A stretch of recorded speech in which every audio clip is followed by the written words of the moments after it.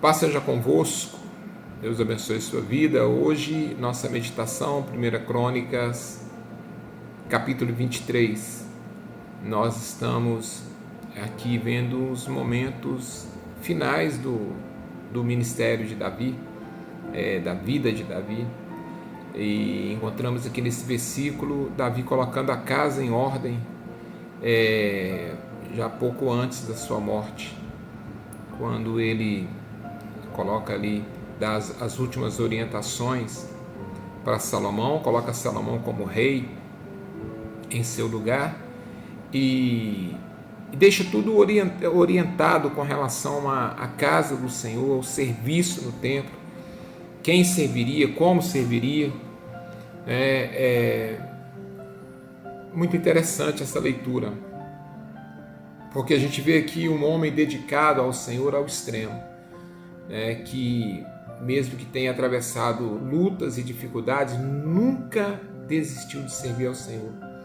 Mesmo perseguido, não culpou a Deus por isso e não abriu mão da sua fé. Um homem que foi fiel todos os dias da sua vida, e por isso Deus confiou para ele coisas grandes. Como eu disse, um homem que pecou, porque ele não era perfeito, ele era um homem, não era um Deus, ele pecava, mas que nunca procurou um culpado para os seus pecados. Ele sempre reconheceu os erros dele, sempre reconheceu o pecado dele, todas as vezes que ele pecou e ele foi confrontado, ele disse: não, eu pequei, me perdoa, Senhor, porque eu pequei. Esteve pronto a aguentar as consequências por causa do seu pecado, e por isso ele agradou o coração de Deus. E Deus concedeu para ele um ministério abençoado, e ele teve um ministério muito frutífero em Israel, inclusive adquirindo o Monte Moriá, que é o local onde está hoje o templo.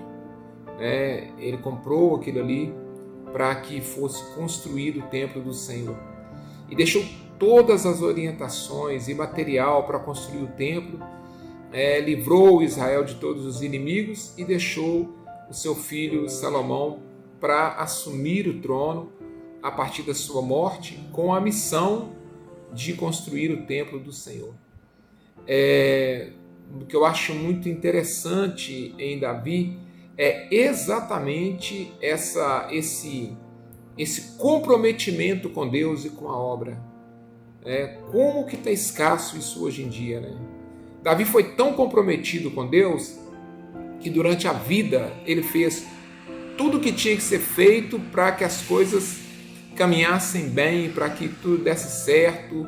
Ele cuidou das coisas de Deus com muito zelo enquanto vivo, mas quando ele percebeu que estava terminando o tempo dele, ele deixou tudo estruturado para continuar funcionando perfeitamente depois da morte dele.